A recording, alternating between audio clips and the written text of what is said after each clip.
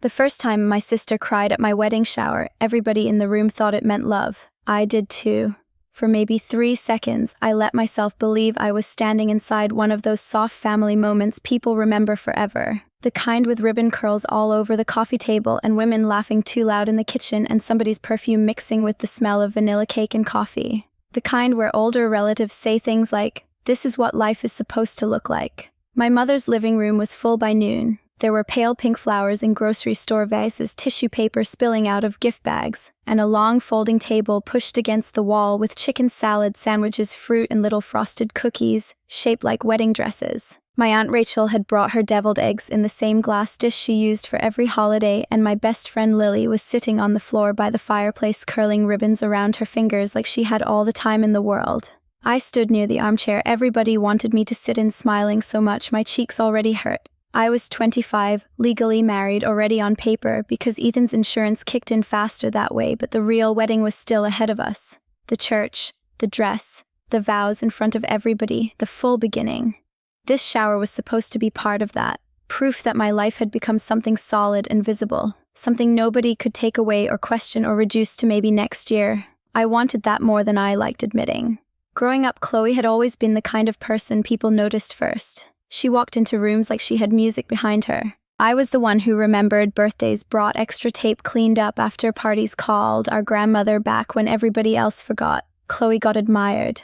I got trusted. There are worse roles in a family, but if you live inside one long enough, you start treating it like your shape. Still, when I saw her that afternoon, in a green dress with her hair clipped back softly, carrying a bottle of sparkling lemonade and smiling at me like she really was happy, something inside me loosened. I thought maybe this time would be easy. Maybe this time I wouldn't have to interpret her. Ethan came in 10 minutes later with extra ice and a sheepish grin because he'd forgotten the little plastic cups my mother asked for. My mother scolded him lightly. Everybody laughed. He kissed my temple on the way past me and squeezed my shoulder in that calm public way of his that usually made me feel steadier. For a while it was good. Really good.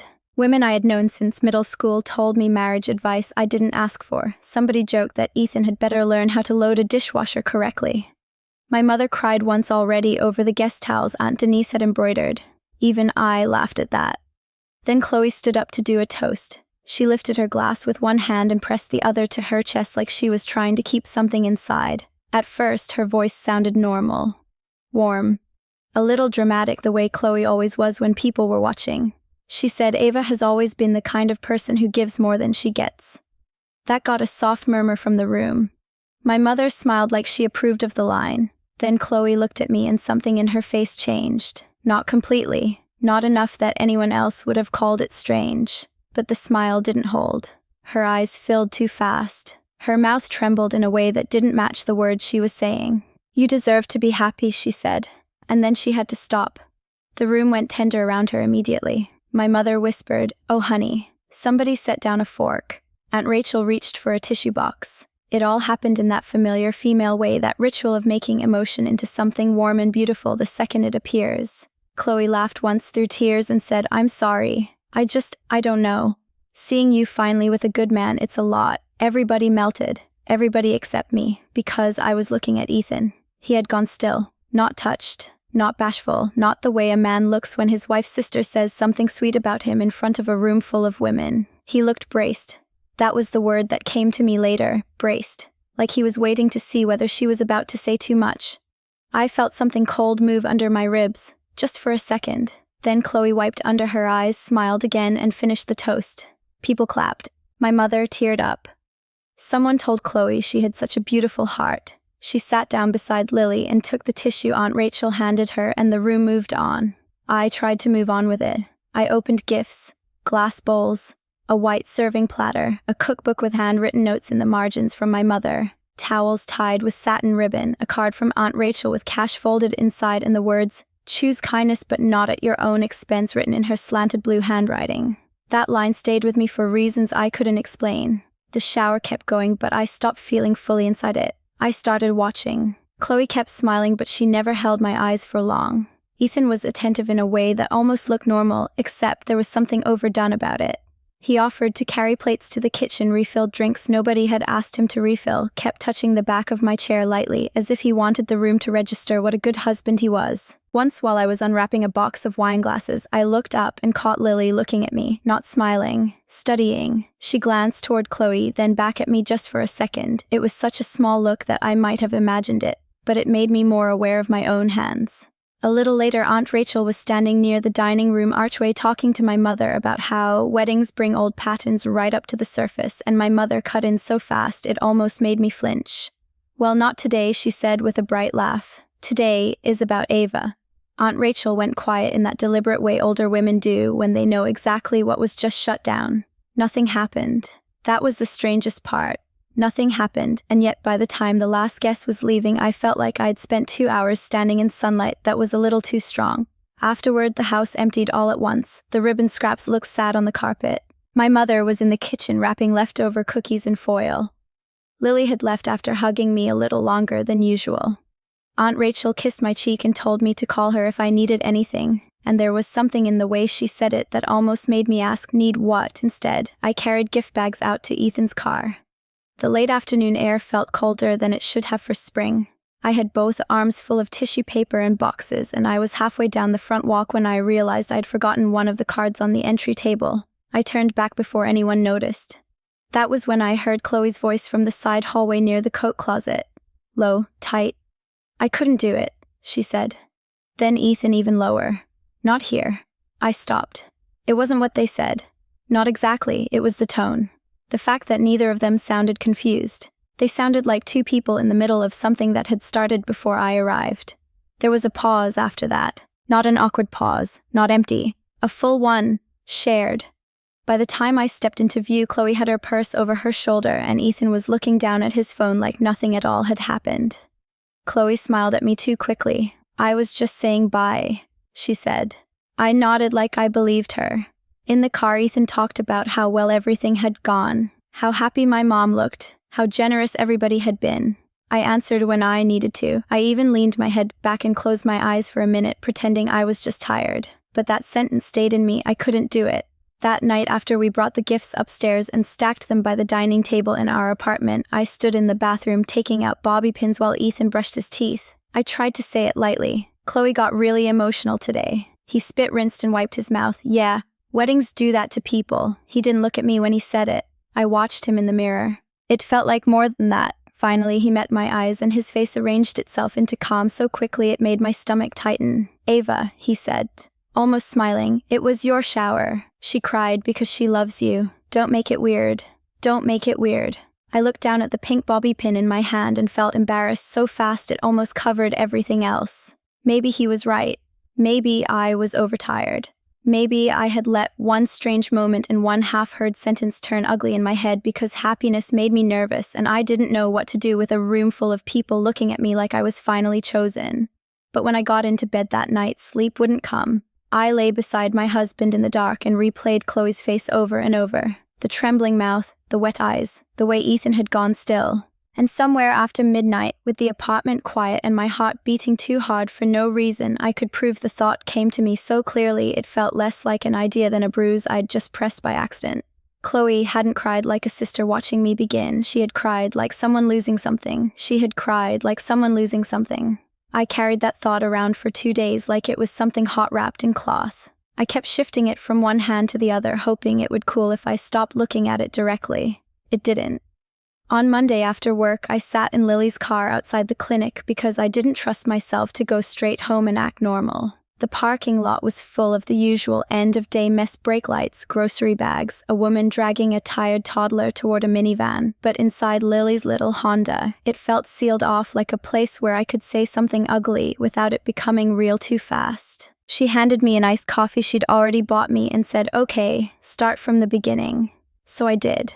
I told her about Chloe's toast, the way her voice broke, the way Ethan went still, the thing I heard by the coat closet, and how ridiculous I felt even repeating it out loud. When I got to the part about asking Ethan in the bathroom, I heard myself imitate his tone, soft, patient, almost amused, and suddenly I hated it. Lily listened without interrupting. She kept one hand on the steering wheel and looked straight ahead, like she was giving me room to say it without being watched too hard. When I finished, she was quiet for a second. Then she said, if something felt wrong in your own life, don't insult yourself by pretending you didn't feel it. I stared down at the sweating cup in my hands. That doesn't mean it's what you're afraid it is, she added. But you're not crazy. The word landed harder than I expected. Crazy. I hadn't said it, but it had already been living in me. I swallowed. Have you ever noticed anything with them? Lily hesitated just long enough to hurt. Not enough that I would ever have come to you with it, she said. But maybe a little too comfortable sometimes. Chloe teasing him in that way she does. Him laughing too much. I told myself it was just family closeness. Family closeness, there are phrases people use when they don't want to pull the thread. That night I lay awake thinking about old versions of Chloe and me. Not dramatic movie sister versions. Real ones. Chloe at 16 flirting with my friend's boyfriend just to prove she could. Chloe at 21 furious when our cousin got engaged first even though she swore she didn't care. Chloe walking into rooms and somehow making every celebration bend toward her without ever asking directly, and me always being told she was just more emotional than I was, more sensitive, more impulsive. That I was the easy one, the steady one, the one who understood. Being the easy one sounds like praise until you realize it mostly means people expect you to bleed quietly. On Wednesday, I stopped by my mother's house after work because she had forgotten to send me home with one of the recipe cards from the shower. She found it in the kitchen drawer under a stack of thank you note envelopes and handed it to me with a distracted smile. She was already talking about centerpieces for the church reception when Aunt Rachel walked in through the back door carrying tomatoes from her garden in an old produce bag. She kissed my cheek and said, "You look tired." "I'm fine," I said automatically. Aunt Rachel looked at me for one beat too long. Then she set the tomatoes on the counter and said almost to herself, "Your sister never did like it when life moved on without asking her first." My mother turned from the sink so sharply the faucet kept running. "Rachel." What Aunt Rachel said, not even sounding defensive. I didn't say anything untrue. My mother shut off the water and gave me the tight smile she uses when she wants a room to behave. You know how your aunt likes to dramatize people? I should have let it pass. Usually I would have, but something in me had gotten tired of letting women rename reality right in front of me. What did she mean, I asked. Neither of them answered right away. That silence told me more than words would have. Finally, my mother picked up a dish towel and started drying a perfectly clean plate. Nothing that matters now. That phrase stayed with me the whole drive home. Nothing that matters now. When I opened the apartment door, Ethan was in the kitchen making pasta. He leaned over and kissed my forehead and asked if I wanted red sauce or pesto, and for one dizzy second I saw exactly how someone could choose denial forever. Domestic life has a way of making you feel stupid for suspecting it. A simmering pot on the stove. A familiar pair of shoes by the couch. Your husband asking whether you want parmesan. Then his phone lit up on the counter. He reached for it too fast. Not fast enough. I didn't see the whole thing. Just a preview banner before he flipped the screen down. Can't stop thinking about no name, no full message, just those 4 words and the quick, guilty movement of his hand. My whole body went cold so suddenly I had to grip the edge of the counter. Ethan looked up. Who was that? He didn't blink. Work. Work says can't stop thinking about. He gave a short breath that was almost a laugh, almost annoyance. Ava. Seriously, it was Ryan. About the game Sunday. He said it too cleanly. Too ready. I nodded once like I accepted it and he relaxed a little too soon. Later in bed he fell asleep with one arm over his eyes. I lay beside him, awake staring at the dark outline of the ceiling fan and feeling something inside me reorganize around the possibility that my life was not what I thought it was. The next afternoon I texted Chloe and asked if she wanted coffee. She answered right away with 3 heart emojis and a sure babe, which almost made me throw my phone across the room. We met at a place in German Village where she liked the patio because people could see her. She showed up in sunglasses and a cream sweater even though it was too warm for one and hugged me like nothing in the world had shifted. For the first few minutes she talked about floral arrangements and bridal makeup and whether I'd thought more about changing the seating chart. I let her.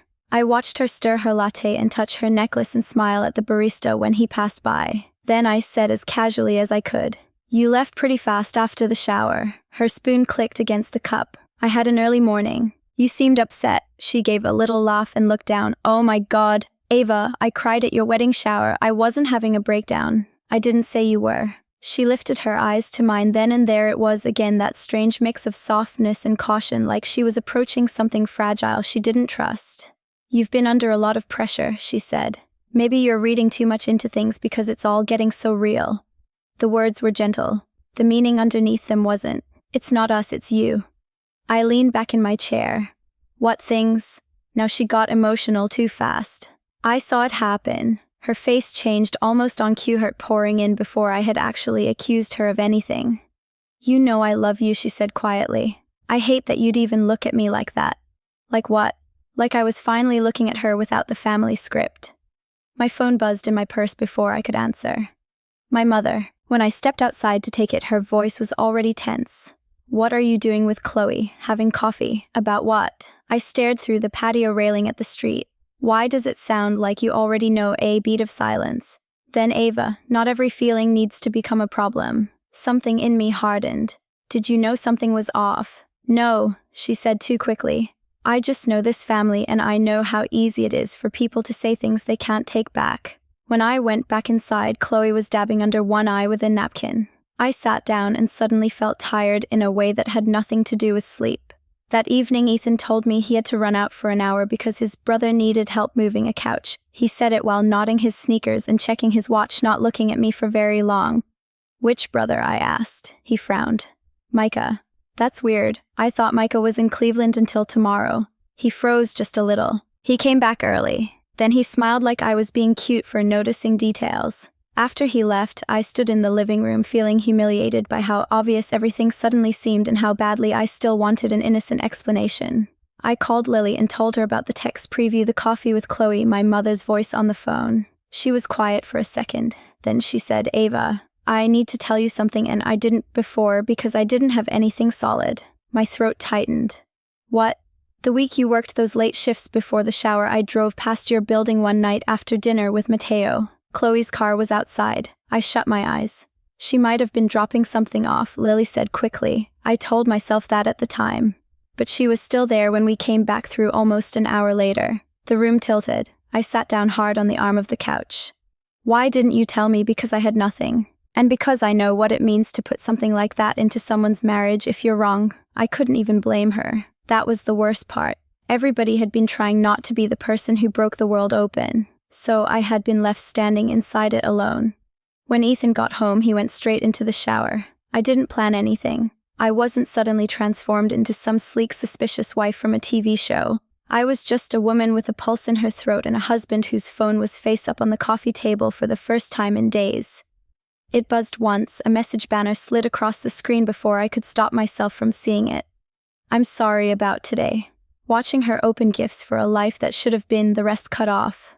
But I didn't need the rest. My hand started shaking so badly I had to grip the edge of the table to steady it. At the top of the message thread was Chloe's name. And just like that, the whole shower changed shape. The tears. The toast. Ethan's stillness. My mother's tight voice. Chloe telling me I was overwhelmed. Lily seeing her car outside my apartment. All of it snapped together with such sickening force that for 1 second I couldn't breathe.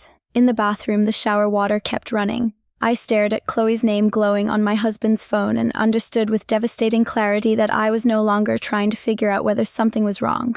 I was deciding what to do with the truth.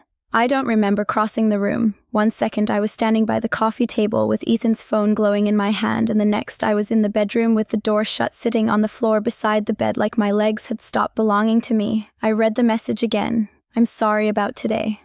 Watching her open gifts for a life that should have been, that was all I got because the rest was hidden unless I unlocked the phone, and I didn't need the rest. There are moments when the body understands before the mind can organize language around it. Mine did. My hands went cold, then hot, then numb. I pressed my fist against my mouth because I could hear the shower still running, and I refused to let the first sound Ethan heard from me be a broken one. For maybe 2 minutes I just sat there and let it hit me. The gifts, the tissue paper, the stupid little frosted cookies, Chloe crying with mascara at the corners of her eyes while older women smiled like they were witnessing love. Ethan standing there with that careful braced stillness. My mother cutting off Aunt Rachel. Lily's face across the room. All of it rearranged itself into something uglier and more honest. It wasn't just that they had betrayed me. They had let me perform happiness in front of people who loved me while they stood inside a secret together. That was the thing that finally made me cry. Not loudly. Not theatrically. I put my forehead against the side of the bed and cried the way people do when something inside them gives way in private. No audience. No beauty in it. just grief and humiliation and the awful flattening realization that the two people closest to me had watched me build a future on top of rot. Then the crying stopped. Not because I felt better, because something colder took its place. I wiped my face, stood up, and set Ethan's phone back exactly where I had found it. When he came out of the shower in a t-shirt and sweatpants toweling his hair, I was sitting at the kitchen table with my own phone in front of me. He smiled automatically. "You okay?" "No," I said. "Call Chloe. Tell her to come here." He stopped drying his hair. "What now?" Something in my face must have told him the room had changed shape because he didn't try to laugh it off. He just stared at me. "Ava." I saw the message. The towel slipped from his hand. For a second he did nothing. Then he sat down across from me slowly, like I might startle. "It's not what you think." I actually closed my eyes for a moment, not from pain, but because the sentence was so small compared to what they had done. "Call her." He tried once more. "Can we please just talk first?" "No. You've had enough private conversations." He picked up his phone with hands that were suddenly less steady than mine. When Chloe answered, he walked 2 steps toward the window before I said, "Put it on speaker." He did. Her voice came through bright and easy at first. "Hey," Ethan swallowed. "Can you come over a beat?" "Well, why?" "Because Ava knows." Silence. Then softly, "I'll be there in 20. He ended the call and looked at me like there might still be a version of the night where this could be managed. I texted my mother next. "Come over. Now. Don't ask why." Then I texted Lily, "It's true. Please come." I didn't plan that part. I just knew I was done being alone inside other people's damage. Chloe arrived first. No sunglasses now. No bright social face. Just a gray cardigan thrown over leggings, hair pulled back, mouth already trembling. She looked at me once and started crying before she had even fully stepped into the apartment. I almost laughed at the cruelty of it. Ethan stood by the kitchen counter, not near either of us. Chloe hovered by the door like somebody at a funeral who wasn't sure whether she belonged in the front row. Then my mother came in, breathless, purse still over her shoulder, and Lily, 2 minutes after that, moving quietly to stand near me without touching me. The apartment looked painfully ordinary. The stack of shower gifts still by the wall, the white serving platter in its box, ribbon curling on the floor near the baseboard where I hadn't vacuumed yet, my whole ruined life sitting in bridal tissue paper. I looked at Chloe and said, "Tell me the truth." She covered her mouth with one hand and started shaking her head before I had even asked a full question. "Please don't do this like this," my mother said immediately. I turned to her. "Like what?" "In my own apartment. Ava, let's just breathe." "No," I said. "You can breathe. I've been breathing. I'm done." Then I looked at Ethan. "How long?" He dragged a hand over his face. It wasn't ongoing like you're thinking." Chloe made a sound, then half sob, half protest. "Ethan," I held up my hand. "No, both of you need to hear what it sounds like when you lie next to each other." Nobody spoke, so I did it for them. "You were together before the shower," I said. "You were together while I was opening gifts for a marriage you had already dirtied. You stood there and watched me thank people for glass bowls and recipe cards and towels for a home that wasn't even honest." Chloe broke first. "It wasn't supposed to happen like this," she said, crying openly now. "You don't understand." I looked at her so hard she stopped. "No," I said quietly. "You don't get to tell me I don't understand my own humiliation." My mother whispered, "Ava." I kept going. "You cried because you couldn't stand watching me be celebrated for a life you thought should have been yours. That's why you cried, Chloe. Not because you love me that much, because you couldn't handle seeing it in public." Her face changed. That was the moment I knew I was right, not just about the affair, but about the tears. Something bitter and naked flashed through her before the crying swallowed it again. "It wasn't about taking anything from you," she said. It was such a weak lie that even Ethan looked down. Lily spoke then for the first time, her voice calm and flat. "Then what exactly was it about?" Chloe looked at her like she hated being forced into plain language. Ethan stepped in, desperate now. "I messed up. Okay, I messed up. It happened a few times. It was stupid and I was going to end it. A few times. There are phrases people use when they want sin to sound administrative." I stared at him. "You let my sister want you, and you let me trust you, and you stood in the middle like that made you a man." He flinched. "That's what this is," I said. "You liked being admired by one woman and safe with the other, and you thought I would never see clearly enough to make you pay for it." My mother was crying now too, but in that contained way of hers that always seemed more concerned with the room than the wound. "We need to handle this carefully," she said. "There's a marriage here. There's family here. I turned to her so fast she stopped speaking. That is exactly the problem, I said. You are still trying to handle this like the ugliest part is that other people might find out. She looked slapped. From the doorway, Aunt Rachel's voice said, "She's right." I hadn't even heard her come in. She stepped inside, set down her keys, and looked around the room with the exhausted sadness of someone who had hoped to be wrong. The ugliest part, she said, is what they were willing to let her live inside before she knew. Nobody argued with her. I stood up then. My knees felt weak, but my voice didn't. "The church wedding is over," I said. "I'm not standing in front of a room full of people and pretending this marriage exists." Ethan went pale. "Ava, don't do this tonight." I almost smiled at that. "Don't do this tonight," as if the timing of my response was the violence. "I'm doing it now because you did it then," I said. "You already had your secret. You don't get my silence too." Chloe took one step toward me, crying harder. "Please, I'm still your sister." And there it was. The family word brought out like a shield after the damage was done. I shook my head. "You were my sister when you watched me open gifts for my future. You were my sister when you let me hug you after that toast. You don't get to become my sister again just because you're scared now." She stopped moving. Ethan tried one last time. "Can we fix this?" "No," I said. It was the easiest word I had said all night. After that, things became practical in the way terrible things do. Ethan packed a bag because I told him to. My mother sat at the table crying into a napkin she had taken from my kitchen. Chloe left without another word after Aunt Rachel told her very softly that tears were not the same thing as remorse. Lily stayed. Much later, after the apartment had gone quiet and the air finally felt like mine again, I sat on the floor by the stack of shower gifts. The room looked almost exactly the same as it had a few hours earlier, which felt obscene. I picked up my mother's recipe card from the top of the pile. Chicken and rice casserole, the one she made when one of us was sick. Her handwriting curled across the index card in blue ink, a little slanted, familiar enough to hurt. For a minute, I just held it. This morning, it had looked like the beginning of something, a small domestic blessing, proof of a home I thought I was building.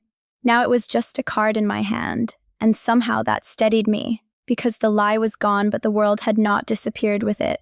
The room was still here. The lamp in the corner still cast that soft yellow light. Lily was in my kitchen making tea I probably wouldn't drink. My chest hurt so badly it felt split open, but underneath the pain something else had returned. Myself. I ran my thumb over my mother's handwriting one more time, then set the card beside me instead of back in the gift pile. The marriage had been dirtier than I knew. My sister had been smaller than I wanted to believe. My family had tried even now to make comfort out of containment, but the night was honest at last. And sitting there on the floor in the wreckage of ribbon and tissue paper, with the apartment quiet around me and the future suddenly blank, I understood one thing with a clarity that felt almost warm. Losing the fantasy was not the same as losing my life.